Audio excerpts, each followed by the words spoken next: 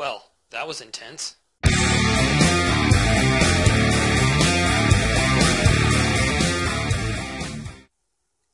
Sicario, a movie starring Emily Blunt, Benicio del Toro, and Josh Brolin, and directed by a guy's name who I can't pronounce. I won't even try. Same director who did the movie Prisoners and the movie Enemy. I've not seen either of those movies. I hear Prisoners is fantastic. For me as a father, I didn't want to watch a movie about child abduction. Just not for me. However, Sicario is fantastic, and I highly recommend going to see this movie in the theater.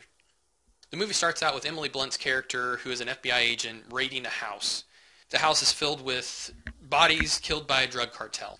This causes the FBI to bring in a consultant from an outside agency in the U.S. government to stir up the drug cartel and strike back at them.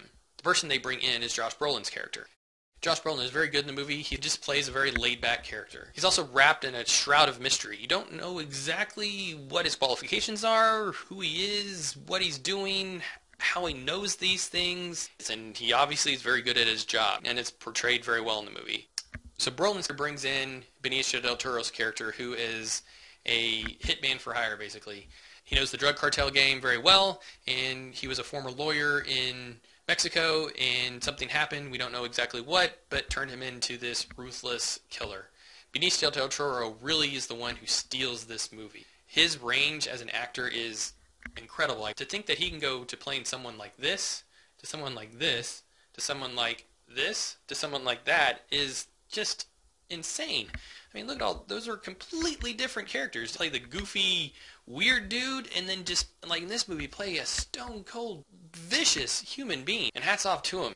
I'm very happy that he's going to be in Episode 8 of Star Wars and be a villain. Great casting, and I can't wait to see what he does in that movie. The movie really ebbs and flows. So after Benicio del Toro comes in, they go for a raid, and the tension in the movie just builds and builds and builds, and then it's released in a great action sequence, and then it kind of dips back down again, and you get more story and character development, and then it builds again, and then you get another dip in story development, and again another action sequence, and then kind of the movie ends. It does a great job of in each of those scenes of building the tension, and then that release is well worth it and shot beautifully. The movie doesn't pull any punches with the violence either. It is very gruesome and very real. The effects of the violence are felt by all the characters, Emily Blunt in particular. She definitely is the one that seems most affected by the violence, and that she's definitely developing signs of post-traumatic stress. But you also see Benicio del Toro's character isn't perfect by a scene early in the movie where he's sleeping and then all of a sudden he jumps awake because he's having a nightmare.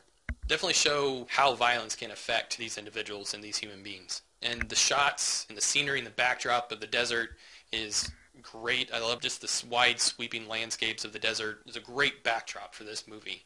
Not really a complaint, just a small nitpick is the story is very dense and can kind of be hard to follow it through a few points. My suggestion is if you go to this movie, make sure you go to the bathroom before you sit down, because if you get up to go to the bathroom, you're going to miss a big plot point or something happening and you're going to be lost when you come back. Well, I take that back. There's one part of the movie that you could skip out on, so if you're holding it and you need to go and you see Shane from The Walking Dead show up, skedaddle and go take a piss, because that part of the movie doesn't really fit into the overall story arc. It's not really important to the movie, and it's just kind of thrown in there, and it's the only really negative part of the movie that I can think of. It's a well-acted sequence, and everybody does a good job in those sequences with him in it. It's just not needed. It didn't go anywhere. If they would have come back to it and shown some other things which they may have tried to do, but they scrapped that storyline, it would have been well done. It's just that part of the movie doesn't go anywhere other than that one sequence, and it's not needed for the overall movie.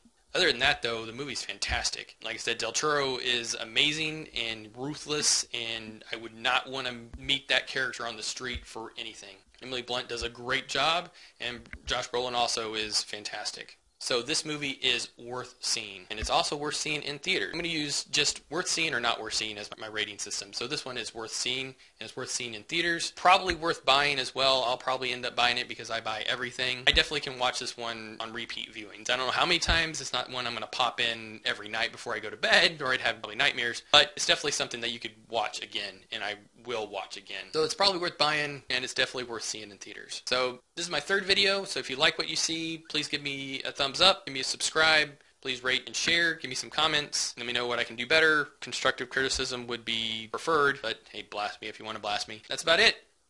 Bye.